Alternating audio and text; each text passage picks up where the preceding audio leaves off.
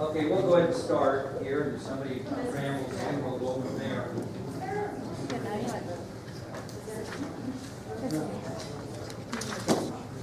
It's a good center. 6:45 then. I know. TR's picking idea. He's on duty, so. I'm going to start tonight by just giving you some general information, so because I know your kids communicate with you so well. One change we're going to have is I've talked to you about the guidance website. There's a lot of good information on there. That's been a Wikispaces site, and we haven't had a lot of trouble with it, but when you don't control it, we always worry about it might go to the product at the wrong time. So they've transformed that guidance website to the district website. And you can still access it in both places. I'm going to continue to update both because somebody might, obviously a lot of people aren't here tonight, it'll be on the old site. So, you know, the district website is the www.wsh1.k12.wi.us. I mean, you can Google it. But what you'll need to do is it'll come up to the district, you know, the district site will come up, and you'll need to go up to a place at the top and click, it says select the school, and you'll want to select Worland High School. And when that page comes up, just hit guidance. And then there'll be several tabs on the left side, just like there are now, and it's exactly what we have now. It's a little easier to get to, a little more dependable. So if you want to use the district website rather than long, you know, www.worldguidance.wikispaces.com, it's just easier probably to go to the district site and hit the high school, get on the high school link, and then just hit guidance. Okay? So it'll give you every bit of information you want. The tabs on the left, you can click those, it still gives you the same information. This is Morgan Patrick, who came today from Northwest College. She's the Educational Opportunity Center Coordinator. I'll be really frank with you. We tried to get the financial aid office to come down, but their schedule doesn't allow them to come in the evening. They wanted to come at like 3 or 4 o'clock in the afternoon, and I figured we'd have even less than we have now here if we did it at that time. So Morgan was very gracious in agreeing to come down tonight from Powell, so I'd like to just thank her very much for doing that. She's going to talk to you about lots of things, FAFSA and some other finding money for college, lots of things. And then she also is putting in the effort to come down here 2 nights in February to help anybody that's needing some help filling out their FAFSA forms. And she was very kind in making these green cards, so when I get done talking and she starts, I'll come around and give you each one of these green cards, and it tells you when she's coming, what times, and some starter information. I'll let her talk about that. But I want to thank Morgan for doing that. That's really a nice service to come and do that for our people. So the main thing I want to talk to you about tonight, which is that time of the year, is the scholarship process. Again, this is starting to move, and so I want to explain to you again how it works. Again, as far as local scholarships go, we're going to have 2 different types of local scholarships. We're going to have what we call local individual scholarships and local universal scholarships. And the local individual scholarships are scholarships that come from outside, sometimes the community, sometimes in the community. They have their own application form, their own criteria, and their own deadline. And those have to be, you know, filled out and sent out by the deadlines and fill out the criteria, etc. Now, we make copies of those, and in the guidance office, by my office, we have a bunch of plastic file folders that are stuck to the wall. And we label each individual scholarship that's an individual, and we make copies and stick them in there for the kids to be able to get to. Now, the first thing they need to do is look at them and see if they qualify, because you might have to have someone, for example, we have High Plains Power Scholarship. If you don't get service from High Plains Power, you're not eligible. So you got to kind of pay attention to what each scholarship entails. Some scholarships are more competitive than others. At this point in the individual scholarships, we have a couple that you apply and then you send it in, and they pick 1 kid in the state for a $500 scholarship. Well, I'm not discounting anyone's kids, but that's just a bit more competitive than the locals, in which they might give, you know, 3 or 4 through the Elks Club. So kids have to pay attention to whether, you know, the chances are good or efforts made. We also have a very prestigious scholarship called the Kaiser Scholarship, in which seniors apply for that, and they give their applications to me. Then I have a selection committee scholarship selection committee, and we get together and we pick one of the kids from our school that applies for the Kaiser. We make it a school winner, which they get nothing for, frankly, and then it's sent to the state, and then they pick one person in the state, and it's a good scholarship. It's a 4-year scholarship, several $1,000s, but again, they pick one. So I just like kids and parents to understand that some of these scholarships are much more competitive than others. Some take a lot more work to complete, etc. But those individual scholarships that have their own form, their own criteria, their own deadline, are all in the guidance office in those plastic files. And if you go to the guidance website and you go down the left side on the tabs, it will say local individual scholarships. And if you click on that, it'll list them in order of date due. Okay? That doesn't list all the criteria. That's listed with the stuff that we put in the folders with the students. So you just have to see, as a parent, keep up and say, oh, there's 10 in there right now. There's 10 individual scholarships there now. And I expect probably 15 or 20 more before we're done. They're just starting to come in. Some are due in February, some are due in March, some are due in April. So you have to pay attention, okay?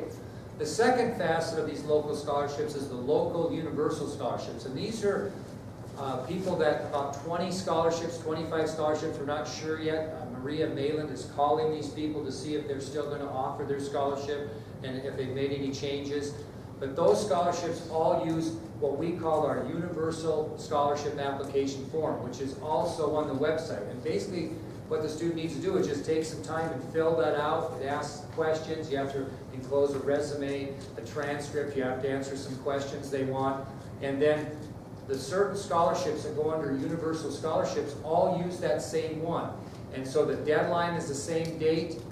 The scholarship form is the same date. The only thing the student needs to do is to make a copy of that form and send it to the VPO DOEs or send it to wherever, okay? Now, when Maria gets all those finalized, and she'll do that this month, we're going to have a meeting with all the seniors on February 3rd in here, and we will, inform them that the local universal scholarships are ready. You can get on the website, you can download the list of scholarships. It has the name of the scholarship. It has any criteria. Some of them might want you to write an essay on this. Some may, you have to be going into nursing. And then it'll have an address to send those scholarships. And the kids are going to need to do that. We will supply manila envelopes in the guidance office so they can put them in there and address them. But they're going to have to take them to the post office and mail those themselves. Now, I'll just tell you this story again for those that maybe have heard it or not. In the old days, we used to collect all those universal applications, and I used to stuff them in envelopes and send them out. And I quit doing that because I kept track of who applied for what scholarships, and there actually were kids that didn't apply for a certain scholarship that got the scholarship. And I just thought, I didn't like that, I didn't want to know it. So, and there were kids that I know didn't apply by the deadline that got scholarships. And so I just leave that up to the kid. I have the kids send them off, and I don't have to worry about that or fret over that. So I guess what I'm saying is that a lot of these local scholarships, you have to understand that sometimes there's some politics at play in that, or relatives at play in that, and those types of things. Now, if the scholarship says that you have to have a relative in the American Legion to qualify, that's a whole different game. So you got to pay attention to that. But that's why I make the kids send it. That's what we do. So that's uncontrollable, but it's not being critical. It's just being honest. Now, there is money out there between the individual scholarships and the universal scholarships and the Hathaway scholarships last year. Last year's senior class earned over $250,000. And that wasn't over a 4-year period. That was just for this academic school year. So there's a lot out there if the kids get at it. And I've talked to kids already and told them, don't wait till the last minute to turn these things in. People are human. If they see yours come in the last day and yours is even with the kid that maybe got it in 3 weeks ago, that might make a difference to people, okay? So there isn't much kids can do on the local universals now at all until February 3rd, except for get organized, get on the website, download the form, and get it done. Because once you get it done, it's just a matter of changing names for each scholarship, and it makes it much easier. But if that waits till the last minute, everything waits till the last minute. So we've really encouraged your children to get after that universal form now and get it done. So Again, does everybody kind of understand the difference between an individual local scholarship and a universal local scholarship? The individuals are up and ready now, they keep coming in. The universals will not be ready until February 3rd when we meet with all the kids and say, here we go. I don't quote me, but I think the deadline for those universal scholarships as a whole is like April 15th or April 16th, whatever that Friday is. So all of those universal ones will be due at the same time. The other individuals, you've got to pay attention to it and see when they're done.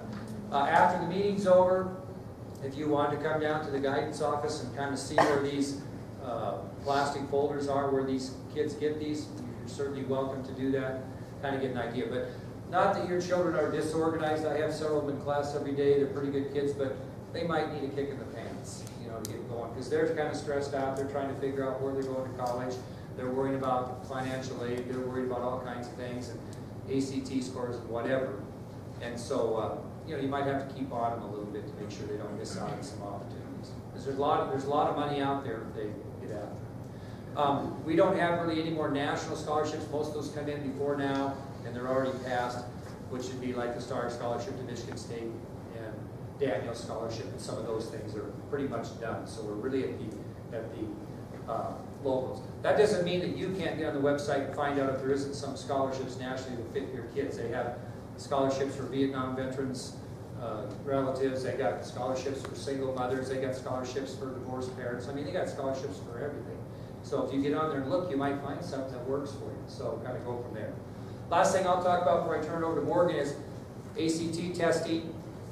We've been through the gamut. A lot of kids took them in October. Some took them in December. I do have a few more that are going to take it on February 6th because they're still looking for the score.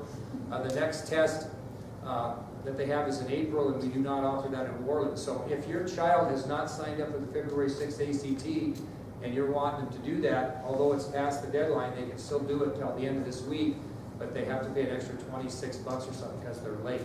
So we've announced all this and made sure they understand. I'm fairly confident that everyone that wants to take the ACT signed up, but you never know. Okay?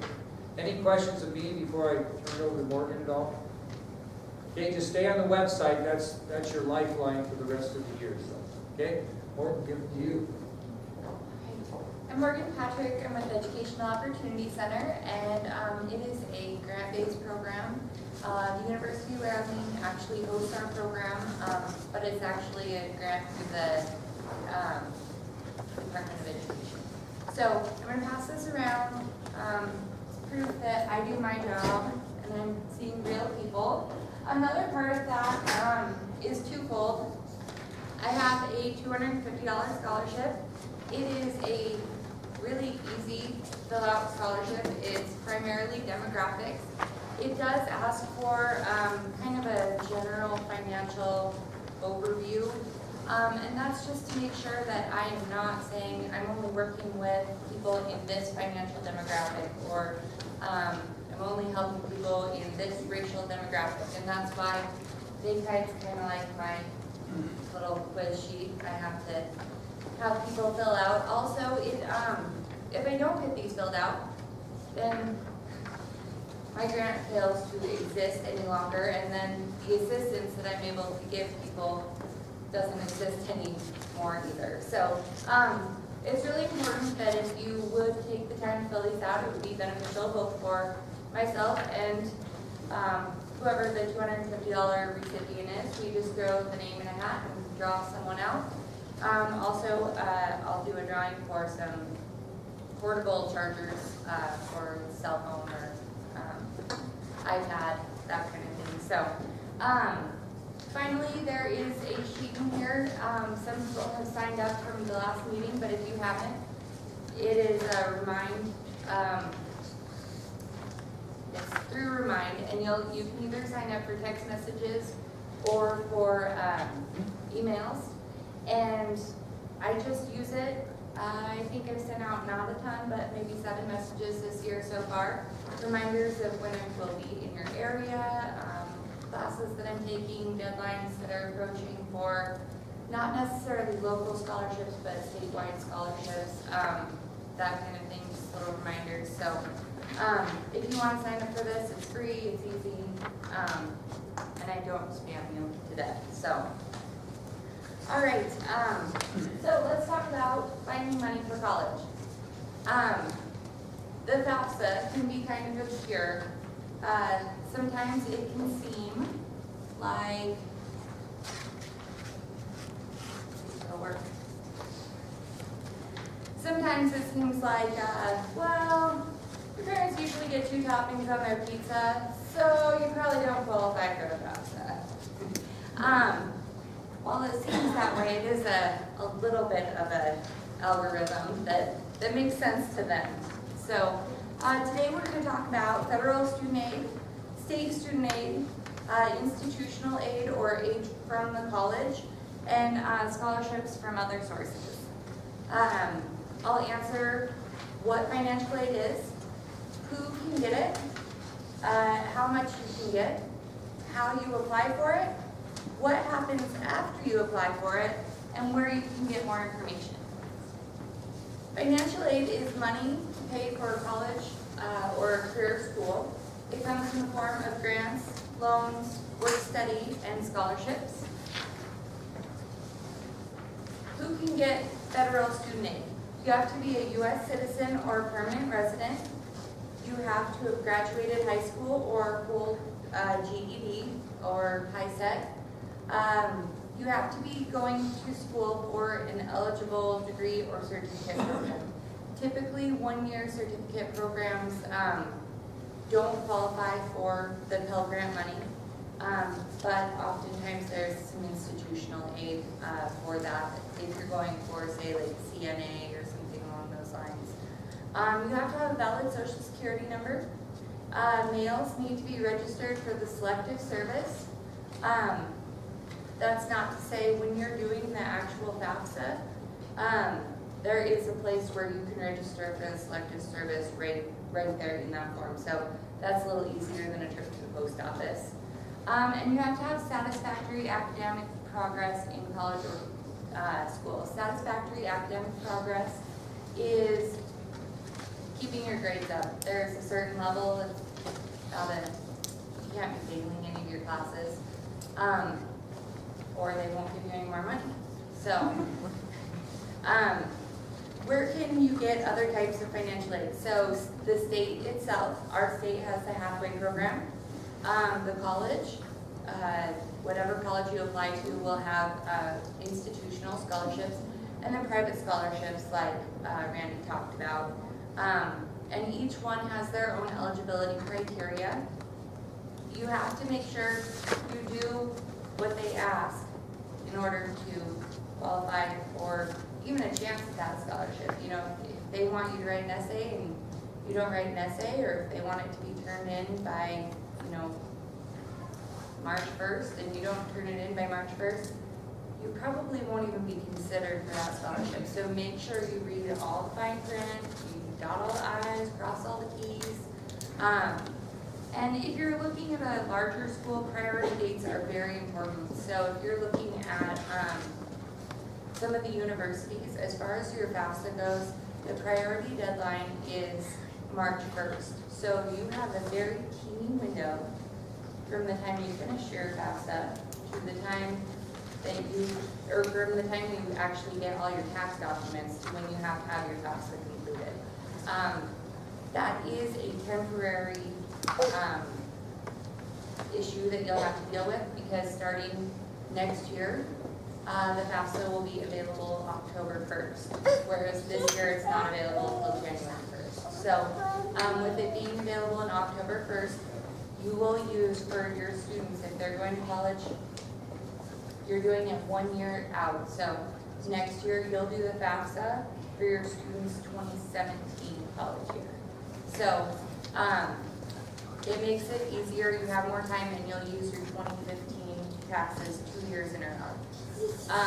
If by chance you were, say you do your FAFSA and then you get laid off, or you, something terrible, happens and you don't have that same income level that you had previously, you need to talk to the college.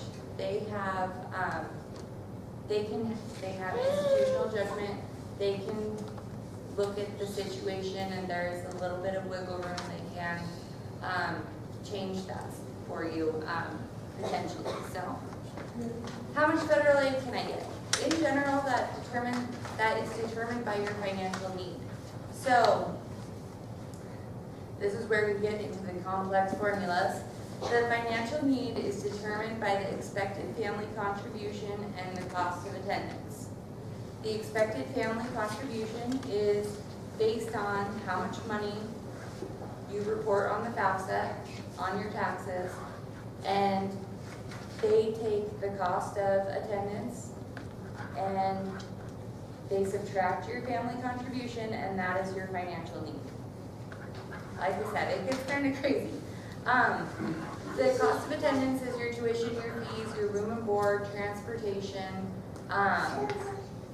And so basically, they're looking at how much it costs to go to that college and subtracting their formula to get how much they think you need to pay for college. So, the maximum amount for incoming freshmen for the 2016-2017 school year is $5,770. Well, it was $5,775 this year. It's not confirmed yet, but they're looking at the maximum Pell amount being $5,910 for next year. That is income based, so it depends on how much money you make. You know, the higher your income is, you get incrementally less money from the federal government. They also offer subsidized and unsubsidized student loans. The subsidized student loans, the government subsidizes the interest during the time that you're in school up to